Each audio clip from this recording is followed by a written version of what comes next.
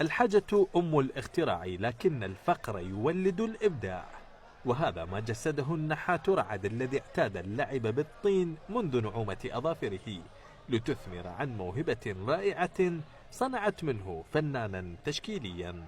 أصابعه المطينة باستمرار تشكل مجسمات مختلفة تفرض على الآخرين التأمل والتحديق فيها والاستمتاع بمشاهدتها. بداية أي طفل يعني يلعب بالطين يعني بدون هدف. بعدين حبيت الطين لأنه مادة سهلة وطيعة بيد الإنسان وبيد الفنان أصلا.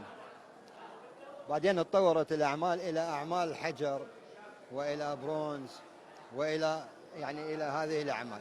النحات رعد يعمل بأدوات بدائية بسيطة، إلا أن حسته الفنية التشكيلية تشترط عليه الإبداع في منحوتاته، حتى فرض نفسه كتشكيلي من خارج الوسط الأكاديمي حينما يضع بصماته على هذه الكتل الطينية لتصبح مجسمات فنية جميلة. أستاذ رعد نحات متمكن، جاء من مدينة ذي قار من الناصرية، اجى إلى بغداد ولديه أعمال كل جميلة.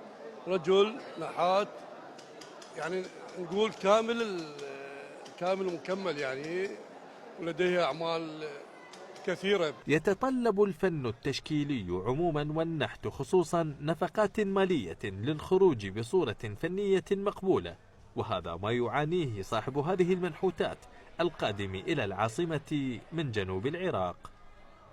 ليث جوامير، NRT عربية، بغداد.